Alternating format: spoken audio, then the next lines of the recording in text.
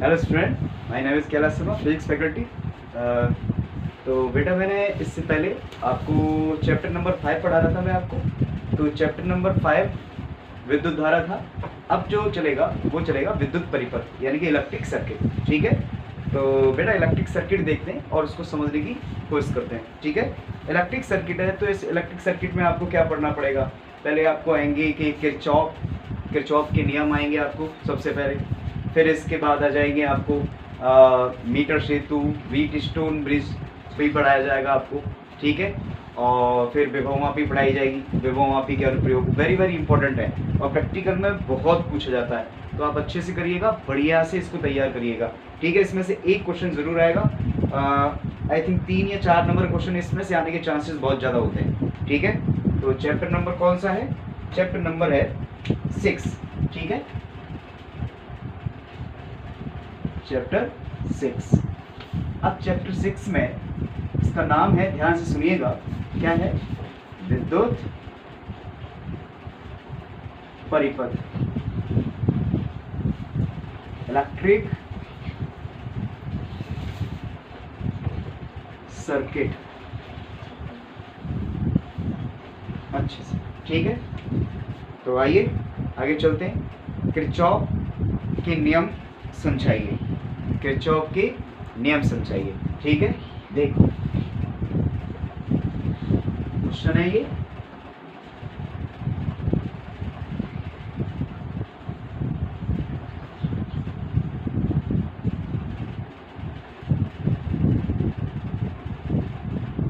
समझाइए question.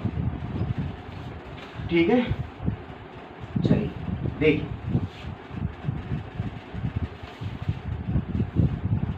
Kirchhoff के नियम की सहायता से हम क्या करते हैं, किसी परिपथ में अज्ञात विद्युत धारा पता कर लेते हैं, उसमें विभव पता कर लेते हैं। ठीक है, तो विद्युत परिपथ संबंधी किरचॉफ ने 2 नियमों का प्रतिपादन किया। देखिए जरा, विद्युत परिपथ संबंधी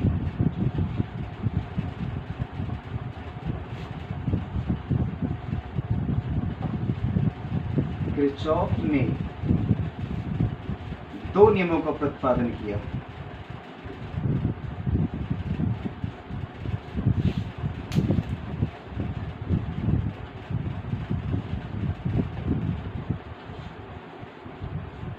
ठीक है, पहला है किरचॉफ का प्रथम नियम।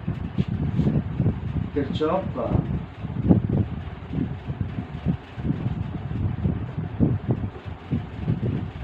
प्रथम नियम। ठीक है, किरचॉफ का प्रथम नियम, इसे संधि का नियम भी कहते हैं, वो मैं आगे बताऊंगा। क्या कहता है ये नियम, वो जरा ध्यान से सुनिए, फिर मैं उसको अच्छे से ढंग से समझाता हूँ बेटा। ठीक है, इस नियम के अनुसार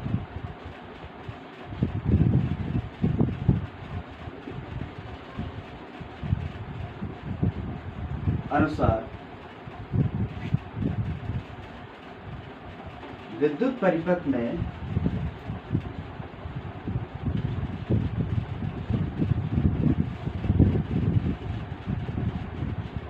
किसी संधि पर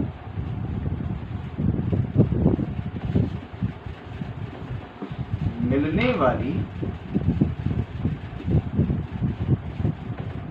समस्त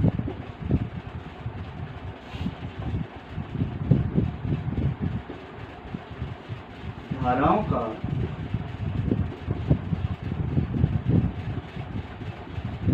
बीजगणितीय योग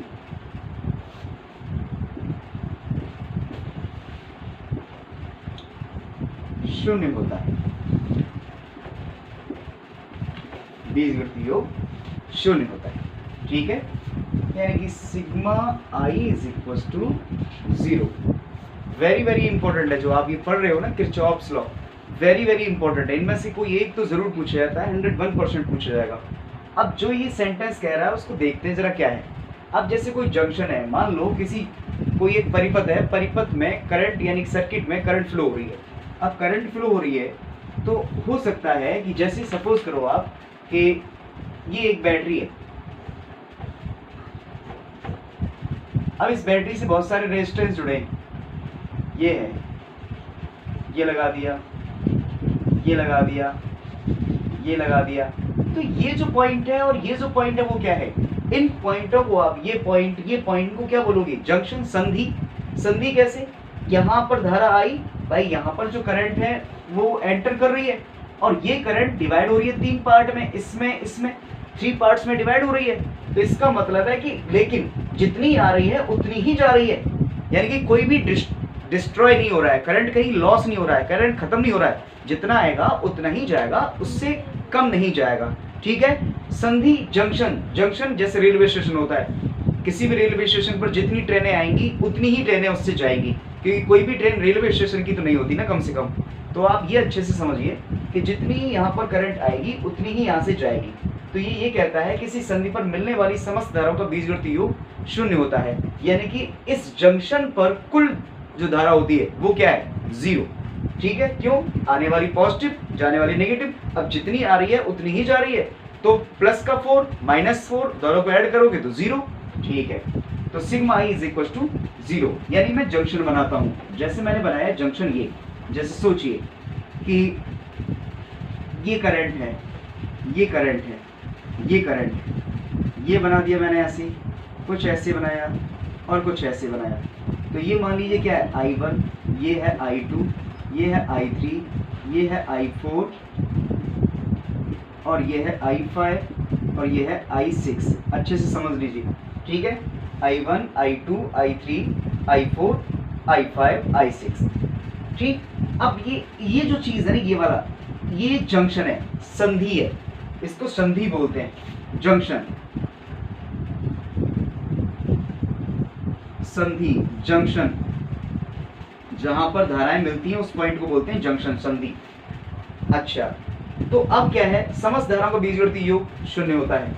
अब एक लाइन में और लिख देता हूं, संधि की ओर आने वाली धाराओं को धनात्मक, यानी कि जो इसकी ओर आती है उन्हें पॉजिटिव, और जो यहाँ से बाहर निकलती हैं उन्हें क्या नेगेटिव लेते हैं। ठीक है। तो कैसे, देखो जरा, यहाँ पर या अपोजिट कर लीजिए, कोई फर्क नहीं पड़ता है। कैसे, देखो, संधि की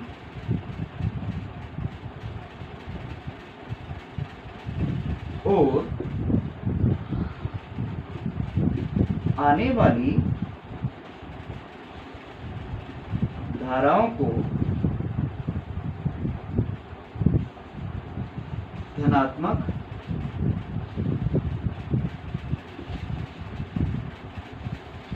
तथा दूर जाने वाली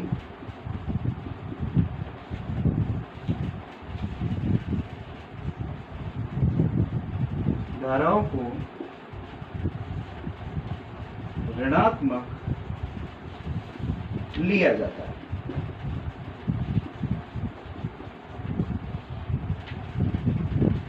ये ध्यान रखिए। ठीक है। अच्छा, अब क्या करते हैं, आने वाली धनात्मक है और जाने वाली ऋणात्मक है। ठीक है। तो फिर अब क्या है, अब ये है, चलो देखो ध्यान से, I1 आ रही है, I2 आ रही है और I3 भी आ रही है जंक्शन की ओर। तो क्या करोगे आप, I1, अतः I1, I2, I3 माइनस का सारी कुल नेट धाराओं का योग 0 इसके अनुसार। ये क्या है, अब देखो आप, I4, I5 बाहर जानी है तो माइनस का I4, माइनस का I5, माइनस का I6 इज इक्वल टू 0। तो इट मीन्स क्या कर सकते हो, I1, I2, I4, I3। अब इसको आप इधर ले जाओ 0 को इधर, तो जितना निगेटिव है सब पॉजिटिव हो जाएगा। तो I4, I5, I6। ठीक है। तो ये इसका मतलब क्या आया, आप इसको ऐसे भी कह सकते हो कि संधि की ओर आने वाली धाराओं का योग संधि से दूर जाने वाली धाराओं के योग के बराबर होता है, यानी कि आने वाली जो करंट का सम होता है वही जंक्शन से दूर जाने वाली करंट के सम के बराबर होता है। तो आप इसको ऐसे भी लिख सकते हो। ठीक है। तो ध्यान से समझिएगा क्या है इसका मीनिंग। ठीक है बेटा, देख, अतः ध्यान से सुनिएगा, चाहे भले एक ही हो पाए इस लेक्चर में, लेकिन अच्छे से आना चाहिए मुझे। अतः संधि की और आने वाली धाराओं का बीजगणितीय योग संधि की ओर आने वाली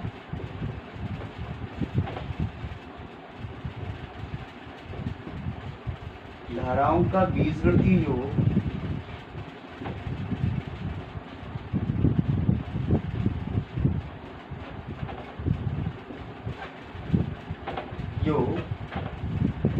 संधि से दूर जाने वाली धाराओं की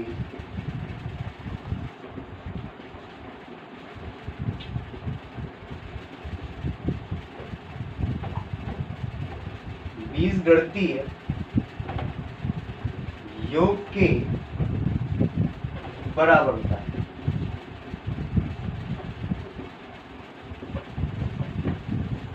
ठीक है, आपसे कोई नियम पूछे, 1 नंबर का क्वेश्चन आए तो आपको सिर्फ वो लॉ इतना ही देना है, इतना ही बताना है। ठीक है, इतना, ये जो मैं आपको यहाँ मैं मार्क कर देता हूँ आपको रेड पेन से, आपको इतना, ये जो मैंने यहाँ तक लिखा है, ये जो सारा है, ये अच्छे से इतना आपको, और ये डायग्राम बना के आना है। ठीक है, इंपॉर्टेंट बात है, सारी चीज़ें आपको याद रखनी है। लेकिन ठीक, इसके बाद अच्छा और क्या है, और इसको क्या कह सकते हो, ध्यान से सुनिएगा। यह नियम आवेश संरक्षण के सिद्धांत पर कार्य करता है। ठीक है, यह नियम किस सिद्धांत पर, यह भी याद रखिएगा। नियम आवेश यानी चार्ज, कंजर्वेशन ऑफ चार्ज। यह नियम आवेश संरक्षण के सिद्धांत पर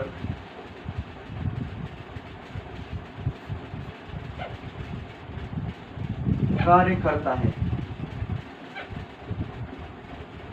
आवेश संरक्षण के सिद्धांत पर कार्य करता है। आ जाता है क्वेश्चन, किरचॉफ का प्रथम नियम किस सिद्धांत पर कार्य करता है, तो ध्यान रखिएगा आवेश संरक्षण के सिद्धांत पर, वेरी वेरी इंपॉर्टेंट है। ठीक है, इसे संधि का नियम कहते हैं, संधि या धारा का नियम भी कहते हैं।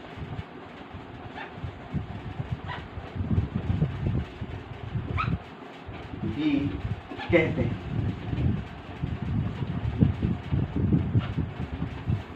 ठीक है, तो ऐसे करके आपने ये बना लिया। अच्छे से देख लीजिए, अच्छे से समझ लीजिए। तो पहले दिन में हो सकता है मैं आपको यही सिर्फ एक बताऊं, और इसको अच्छे से एक बार में देख लीजिए और बढ़िया से समझिएगा। आओ मैं इस पर छोटा सा एक न्यूमेरिकल लेता हूँ और न्यूमेरिकल बताता हूँ। ठीक है, खूब आता है, बोर्ड में खूब पूछा जाता है, यहाँ से 101% आपसे पूछा जा सकता है। तो ज़रूर आप इसको अच्छे से देखिएगा, बुक में पढ़िएगा भी। ठीक है, बहुत सिंपल सा है, लैंग्वेज मैंने लिख दी है। अच्छा, आइए ज़रा हम यूज़ करते हैं, देखो ज़रा।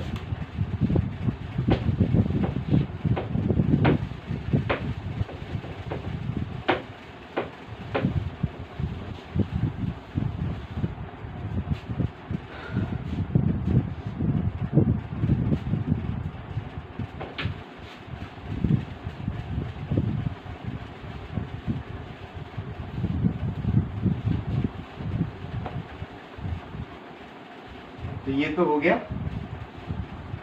प्रथम नियम से। अब आ जाओ न्यूमेरिकल। ठीक है, क्वेश्चन में ऐसे कहा उसने, ध्यान से देखिए।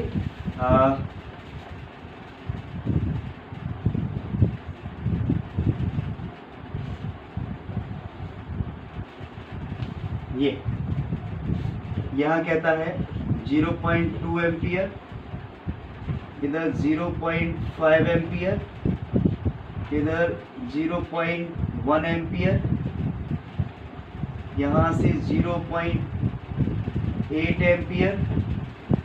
ठीक है, तो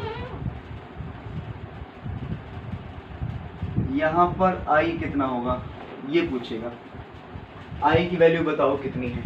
तो आप कैसे निकालोगे, आपको कुछ नहीं करना है, आपको सिर्फ ये करना है, सिर्फ इतना करना है, जो जितनी करंट आ रही है उसको पॉजिटिव करिए आप, और जा रही है उसको नेगेटिव कर दीजिए, आपका आंसर आ जाएगा। कैसे, देखो, इधर आने वाली धारा कर दो, आने वाली धारा, और इधर कर दो यहाँ जाने वाली धारा, बस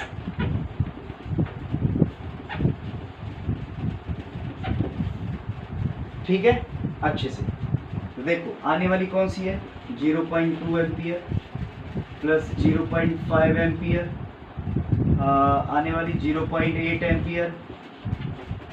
अच्छा, इज इक्वल्स टू, सर यहाँ देखो ये तो हुई आने वाली। अब जाने वाली देखो, जाने वाली 0.1 एम्पियर और जाने वाली क्या है, आउटगोइंग। आउटगोइंग और कौन सी है, आउटगोइंग है आई प्लस का आई। ठीक है, बस यही है। तो अब यहाँ कितना आएगा बेटा, ये आएगा 0.7 की 1.5 आ जाएगा, आप ऐड करोगे तो 1.5 और यहाँ है 0.1 प्लस का कितना है आई, ये इधर जाएगा। अब ये जब इधर जाएगा बेटा तो क्या हो जाएगा, जैसे ही इधर जाएगा तो -1 जाएगा 1.5 से, तो ये आएगा 1.4 is equal to I. It means आपका आंसर कितना आया बेटा, यहाँ से देखो, आई होप आपको दिखाई दे रहा होगा, आई इज इक्वल टू 1.4 एम्पियर। ऐसे करके आपसे ये क्वेश्चन पूछ सकता है, ऐसे क्वेश्चन पहले आए हुए हैं, बहुत ऐसे क्वेश्चन आते हैं। तो ध्यान से आप देखिएगा, अच्छे से समझिएगा और ज़रूर करिएगा। ठीक है बेटा, तो मैं और आपको कुछ बता देता हूँ इसमें, और कोई क्वेश्चन होते हैं तो ठीक है अगले नेक्स्ट चैप्टर में। तो आप अच्छे से पढ़िएगा और समझिएगा।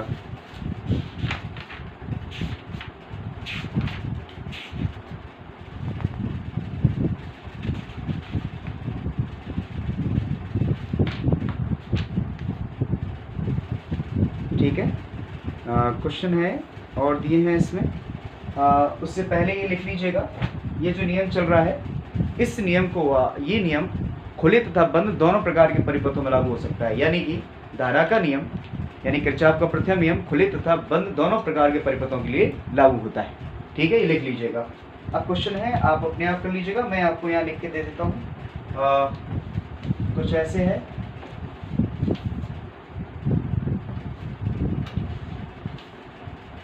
कुछ है नहीं इसमें वैसे।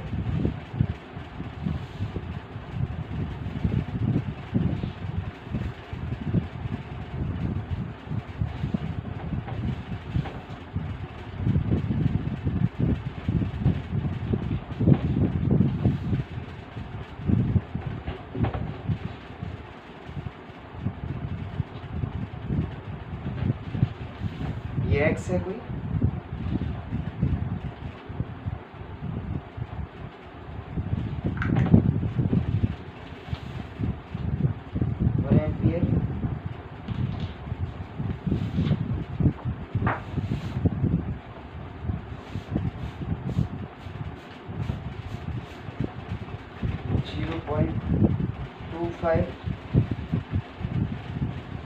आई, ये बताना, ये छोड़ दीजिए आप जो भी कुछ हो। ठीक है, तो ये आपको सोल्यूशन निकालना है, यहाँ पे आई की वैल्यू कितनी है, आप अपने आप करिएगा, अच्छे से समझिएगा, ढंग से देखिएगा, आपको प्रॉपर वे में समझ में आनी चाहिए। चैप्टर नंबर 6 चल रहा है बेटा, लास्ट चैप्टर है विद्युत परिपथ, तो आप अच्छे से समझिएगा। अब आएगा किरचॉफ का नियम। अब किरचॉफ का नियम के लिए मैं आगे पूरा एक वीडियो लूँगा और थोड़ा ढंग से, क्योंकि वो थोड़ा सा बड़ा है, तो अलग अलग हो जाएंगे दोनों। तो ये किरचॉफ का प्रथम नियम है, सेकंड नियम मैं आपको अगले वीडियो में बताऊँगा। तो अच्छे से पढ़ते रहिए, ध्यान से देखिए। Thank you.